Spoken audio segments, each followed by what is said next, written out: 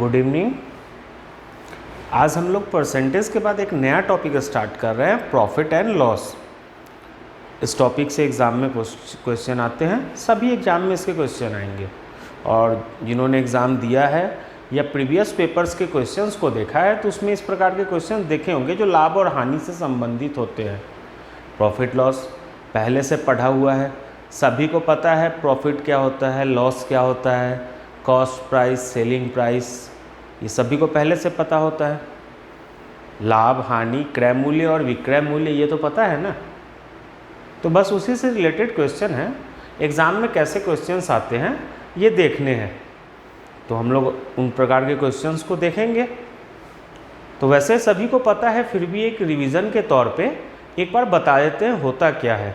कुछ टर्म्स जो इसमें यूज़ होते हैं प्रॉफिट एंड लॉस में, वो कौन कौन से टर्म्स यूज़ होंगे और वो क्या होते हैं एक बार बता देते हैं। वैसे तो पता ही होगा सभी को, एक सभी ने सुना होगा कॉस्ट प्राइस, क्रय मूल्य, सेलिंग प्राइस, विक्रय मूल्य, प्रॉफिट लॉस, ये चार चीज़ें हैं। वैसे एक मार्क प्राइस भी होता है, लेकिन वो हम लोग डिस्काउंट में पढ़ेंगे या डिस्काउंट के जब क्वेश्चंस आएंगे वहाँ देखेंगे। तो जो प्रॉफिट एंड लॉस के क्वेश्चंस हैं उनमें यही चारों होते हैं, cost price, selling price, profit और लॉस। कॉस्ट प्राइस क्या है? क्रय मूल्य। यदि कोई दुकानदार जिस मूल्य पर किसी वस्तु को खरीदता है तो वो क्या है? उसका क्रय मूल्य है, कॉस्ट प्राइस। जिस मूल्य पर उसे बेचता है वो क्या है? विक्रय मूल्य, सेलिंग प्राइस। अब यदि मान लीजिए कि दुकानदार हमेशा कोशिश करता है कि कम मूल्य पर खरीदे और अधिक में बेचे, तो यदि क्रय मूल्य कम हो, कॉस्ट प्राइस कम हो और विक्रय मूल्य अधिक हो, सेलिंग प्राइस, तो क्या होगा? प्रॉफिट होगा, लाभ होगा। तो इसका मतलब प्रॉफिट, लाभ तभी होगा जब हमारा क्रय मूल्य विक्रय मूल्य से कम हो, और जस्ट उसका अपोजिट लॉस, हानि कब होगी? जब क्रय मूल्य अधिक हो विक्रय मूल्य से। मतलब यदि अधिक मूल्य पर खरीदा जाए और कम में बेचा जाए तो क्या होगा? लॉस होगा। और कम में खरीद के अधिक में बेचेंगे तो प्रॉफिट होगा। ये सब तो पहले से पता ही है। तो इसके एक आध उदाहरण बनाकर देख लेते हैं, फिर ज़्यादा क्लियर होगा।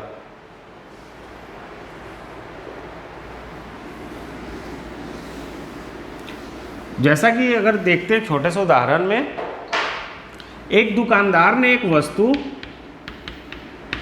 50 रुपये में खरीदी, तो कॉस्ट प्राइस, क्रय मूल्य 50 रुपये है, और मान ले उसे 60 रुपये में बेच दिया गया। सेलिंग प्राइस, विक्रय मूल्य 60 रुपये है। अब 50 रुपये में खरीदा गया और उसे 60 रुपये में बेच दिया गया, तो क्या होगा? प्रॉफिट होगा। 50 रुपये में खरीद रहा है और 60 रुपये में बेच रहा है, मतलब कम कीमत में खरीदी गई है और अधिक में बेची गई है, तो उसे प्रॉफिट होगा। कितने रुपए का प्रॉफिट हो रहा है? लाभ कितने का हो रहा है? क्या करेंगे? Selling price minus cost price, विक्रय मूल्य से क्रय मूल्य को घटाएंगे, तो ये कितना रुपए आएगा? 10 रुपये आएगा। मतलब 50 रुपये में खरीदकर 60 रुपये में बेचा गया, तो उसे 10 रुपये का लाभ हुआ। अब इसमें एक और चीज़ निकालनी होती है, लाभ का प्रतिशत, प्रॉफिट परसेंट। लाभ जो हुआ है वो कितना प्रतिशत है? तो प्रॉफिट परसेंट या लॉस परसेंट हम जब भी निकालेंगे तो क्या करेंगे? क्रय मूल्य, कॉस्ट प्राइस की रेस्पेक्ट में निकालेंगे। ठीक है, क्रय मूल्य की तुलना में निकाली जाएगी। जो भी लाभ या हानि होगा हम देखेंगे कि वो क्रय मूल्य का कितना प्रतिशत है, कॉस्ट प्राइस का कितना परसेंट है। तो यहाँ पर कितने रुपए का लाभ हो रहा है? 10। तो प्रॉफिट नीचे कॉस्ट प्राइस इंटू 100, लाभ बटा क्रय मूल्य गुना 100। इससे क्या होगा? लाभ का प्रतिशत निकलेगा, लाभ का प्रतिशत। तो लाभ कितने रुपए का है? 10 रुपये का। क्रय मूल्य कितना है? 50 इंटू 100। इसको सॉल्व करेंगे तो आंसर आएगा 20%। मतलब यदि 50 रुपए की वस्तु को 60 रुपए में बेचा गया तो लाभ 20% का है। तो इस प्रकार प्रॉफिट परसेंट निकालेंगे। ऐसे ही लॉस परसेंट भी निकालते हैं। लॉस परसेंट में क्या है, हानि के प्रतिशत निकालने में कि बस लाभ की जगह हानि आ जाएगा, यहाँ प्रॉफिट की जगह लॉस कर लेंगे। एक उदाहरण उसका भी देख लेते हैं। ये वाला क्लियर है?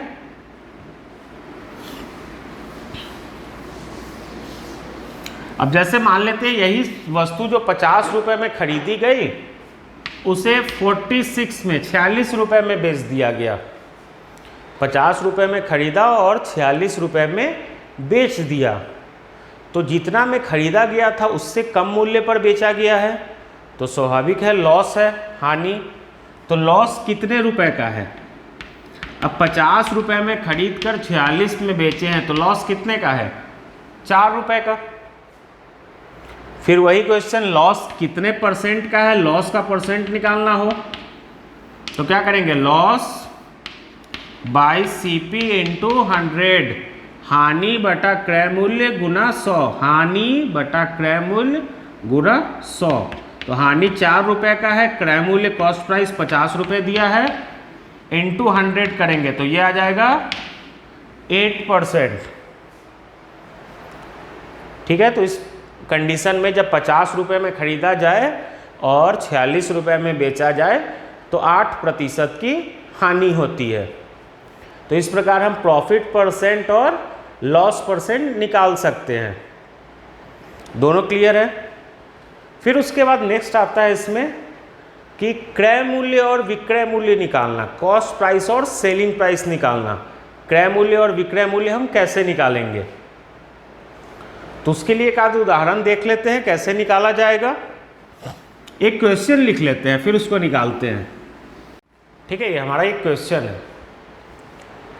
By selling an object for ₹150 a man gains 25%। Gain मतलब लाभ होता है, प्रॉफिट जो है, गेन मतलब लाभ। ए मैन गेन्स 25%, एक व्यक्ति को 25% का लाभ होता है। Find the cost price of the object, तो उस वस्तु का क्रय मूल्य क्या है? किसी वस्तु को 150 रुपए में बेचने पर एक व्यक्ति को 25% का लाभ होता है, तो उस वस्तु का क्रय मूल्य क्या है? ये एक छोटा सा क्वेश्चन है। तो पहले इसमें देखेंगे कि डाटा क्या क्या दिए गए हैं। क्या दिया है? उस वस्तु को, किसी वस्तु को 150 रुपए में बेची जाती है, तो जिस मूल्य पर बेचा जाए उसको क्या कहते हैं? सेलिंग प्राइस, विक्रय मूल्य। तो हम लिख लेंगे सेलिंग प्राइस, विक्रय मूल्य 150 रुपये है। वह दुकान व्यक्ति उस वस्तु को 150 रुपये में बेच रहा है, मतलब सेलिंग प्राइस 150 रुपये है। फिर दूसरा डाटा क्या दिया है इसमें? गेन हो रहा है, मतलब प्रॉफिट 25% का है, तो लिखेंगे प्रॉफिट 25%। ये हमारे पास दो डाटा इसमें दिया है। ये गिवन पार्ट हो गया, क्वेश्चन में दिया गया है। अब ये देखेंगे निकालना क्या है। Find the cost price of the object, उस वस्तु का क्रय मूल्य ज्ञात करना है, तो निकालना कॉस्ट प्राइस है। ठीक है, हमारे पास ये तीन डाटा है। पहला विक्रय मूल्य 150 रुपये, लाभ 25% और कॉस्ट प्राइस निकालना है। अब इसको सॉल्व कैसे करेंगे? तो हमें पता है जैसा कि यदि प्रॉफिट हुआ है, प्रॉफिट कब होता है? जब किसी वस्तु को उसके खरीदे गए मूल्य से अधिक में बेचा जाए, या जिस मूल्य पर खरीदा जाता है उससे अधिक में बेचा जाए। तो यहाँ पे 150 रुपये में बेचने पर प्रॉफिट हो रहा है, क्वेश्चन के अनुसार 150 रुपये में बेचने पर लाभ हो रहा है, इसका मतलब 150 से कम में खरीदा गया था। तो इस प्रकार के क्वेश्चंस को सॉल्व करने के लिए प्रतिशत का ध्यान रखना बहुत ज़रूरी है, और प्रतिशत से ही बन जाएगा। प्रतिशत में क्या ध्यान रखना है कि क्वेश्चंस में कॉस्ट प्राइस जो दिया रहेगा, क्रय मूल्य, उसे हमेशा 100% मानकर चलना है। कॉस्ट प्राइस, क्रय मूल्य हमेशा 100% होगा। तो तो यदि एक दुकानदार किसी वस्तु में 100% पैसे लगाता है और उसे लाभ चाहिए तो वो क्या करेगा, 100 से अधिक लेगा प्रतिशत। और यदि हानि हुई, इसका मतलब 100% से कम प्राप्त हुआ है। क्रय मूल्य को रुपए में जितना भी हो प्रतिशत में हमेशा 100 लेना है। तो कॉस्ट प्राइस हमेशा 100% होगा। ये लिखने की जरूरत नहीं है, बस समझाने के लिए बताया जा रहा है, इसको ध्यान रखेंगे। कॉस्ट प्राइस 100% होगा। प्रॉफिट कितना है, 25%। प्रॉफिट का मतलब क्या है कि जितनी लागत लगी है उससे अधिक लिया गया, तो चूंकि अधिक है तो क्या होगा, ऐड हो जाएगा। तो 100% उसका खुद का पैसा और 25% प्रॉफिट लाभ, ये दोनों लिया गया है। तो 100 और 125 ऐड करके सेलिंग प्राइस, विक्रय मूल्य का प्रतिशत 125 लिख देंगे। लिखेंगे नहीं, बस ये सोच लेना है। 125 कैसे आया सेलिंग प्राइस, 100% उसकी लागत क्रय मूल्य और 25% का लाभ, तो 100 और 25 दोनों ऐड होके 125% आ गया। अब ये परसेंटेज डिसाइड हो गया। अब इसमें क्या करना है कि जो भी राशि दी गई होगी, जिस भी चीज़ में राशि दी गई होगी, राशि मतलब अमाउंट दिया होगा, अमाउंट किस में दिया है, सेलिंग प्राइस में दिया है 150 रुपये। जिसकी भी राशि दी गई हो, जिस भी हेड का अमाउंट दिया हो, उसके परसेंटेज से डिवाइड करेंगे और जो निकालना है उससे मल्टीप्लाई करेंगे। अब देखते हैं यहाँ पे राशि किस में दी गई है, सेलिंग प्राइस में। तो सेलिंग प्राइस की राशि लिखेंगे 150, सेलिंग प्राइस का परसेंटेज 125 इनटू, अब निकालना क्या है, कॉस्ट प्राइस निकालना है, तो कॉस्ट प्राइस का परसेंटेज 100। जिसकी राशि दी गई हो उसके प्रतिशत से भाग और जिसकी राशि निकालनी हो उसके प्रतिशत से गुना करेंगे। तो इसको सॉल्व करेंगे तो ये आ जाएगा हमारा 120। इसका आंसर आएगा 120। इसका मतलब उस वस्तु का क्रय मूल्य 120 रुपये है। तो यहाँ क्रय मूल्य निकालना था तो क्रय मूल्य कॉस्ट प्राइस का परसेंटेज 100 लिए हैं। यदि यहीं पे प्रॉफिट निकालना होता, लाभ की राशि क्या है, तो हम क्या करते, प्रॉफिट का परसेंटेज क्या है 25, तो यहाँ 100 की जगह 25% आ जाता। ठीक है, प्रॉफिट 25% है तो प्रॉफिट निकालना हो तो यहाँ 25%, जिसकी भी राशि निकालनी हो उसके प्रतिशत से मल्टीप्लाई करेंगे। तो ये हमारा क्या था, सेलिंग प्राइस से कॉस्ट प्राइस था। एक बार कॉस्ट प्राइस से सेलिंग प्राइस निकाल लेते हैं। ये वाला क्लियर है। ये हमारा नेक्स्ट क्वेश्चन है। A man bought an article for ₹250। एक व्यक्ति ने एक वस्तु 250 रुपये में खरीदी। He wants to sell it at a profit of 20%। वह उसे 20% लाभ पर बेचना चाहता है।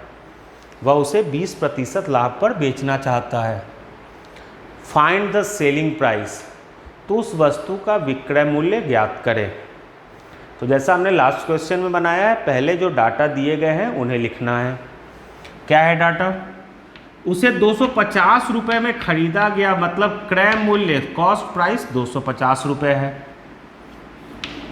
प्रॉफिट कितना परसेंट दिया है 20%, और सेलिंग प्राइस निकालना है।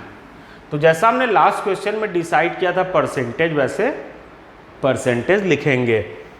तो हमने बताया था कॉस्ट प्राइस कितना परसेंट होता है 100%।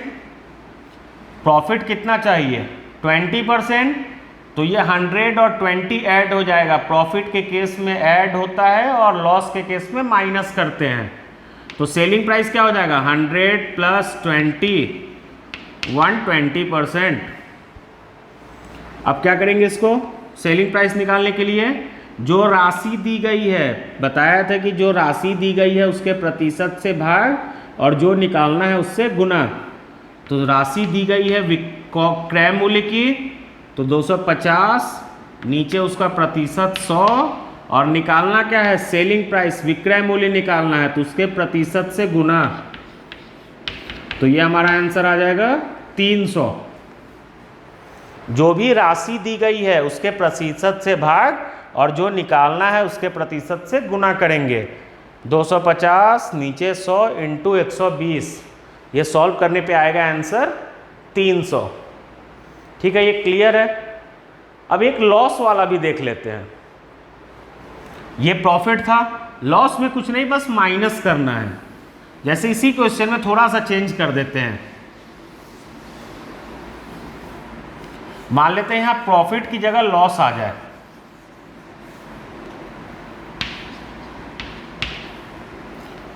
लॉस ऑफ 14%,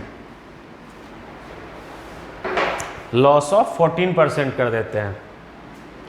तो फिर वही लिखेंगे, खरीदा कितने में गया था 250 में, लॉस कितने का 14%, सेलिंग प्राइस निकालना है तो प्रतिशत वैसे ही लिखेंगे 100। लेकिन लॉस के केस में क्या होगा, सेलिंग प्राइस के परसेंटेज के लिए 100 से ये माइनस हो जाता है। लॉस कब होता है, जब जितनी राशि लगाई गई है उतना यदि प्राप्त ना हो, उससे कम प्राप्त हो तो लॉस होता है। तो उसने 100% लगाया लेकिन उसे 14% लॉस हुआ। 14% लॉस का मतलब है कि जितना पैसा लगाया गया था उससे 14% कम प्राप्त हुआ है। तो कितना लगाया गया था 100%, उससे 14% जब कम प्राप्त हुआ तो 100 से 14% माइनस कर देंगे। तो 100 से 14% माइनस करेंगे तो यह आ जाएगा 86%। अब सेलिंग प्राइस निकालनी है तो बताए थे जिसकी राशि दी गई है 250 कॉस्ट प्राइस, उसका परसेंटेज नीचे 100 और निकालना सेलिंग प्राइस है तो सेलिंग प्राइस का परसेंटेज 86।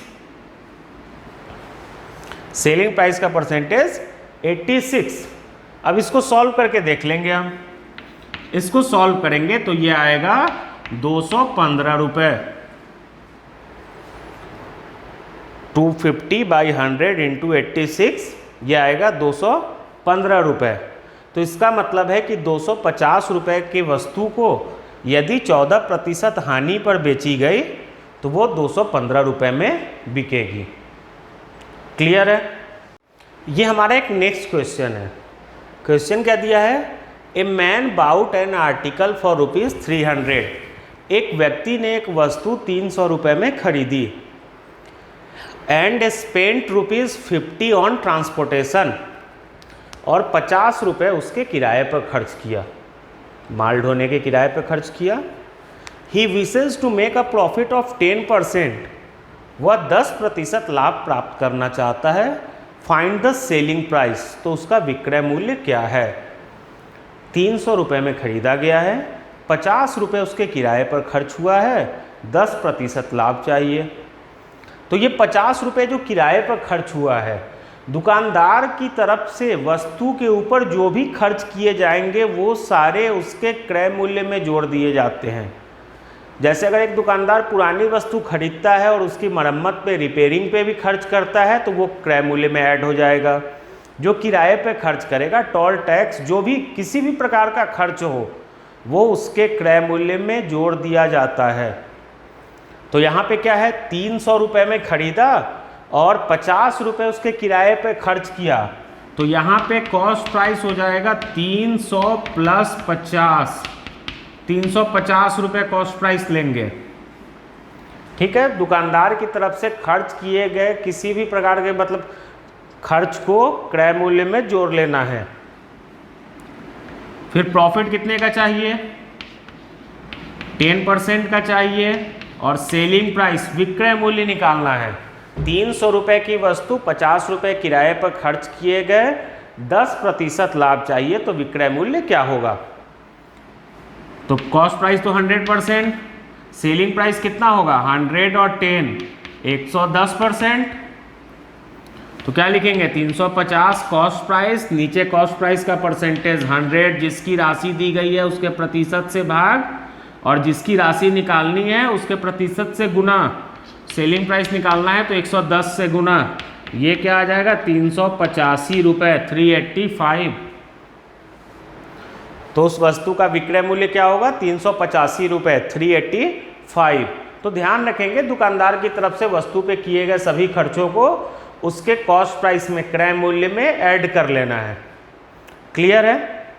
तो ये हमारे कुछ बेसिक क्वेश्चंस थे या बेसिक था प्रॉफिट एंड लॉस का। नेक्स्ट क्लास में देखेंगे कि इससे और कई भी क्वेश्चंस पूछे जाते हैं, कई प्रकार के क्वेश्चंस पूछे जाते हैं, तो वो फिर हम लोग नेक्स्ट क्लास से देखेंगे। ठीक है, थैंक यू।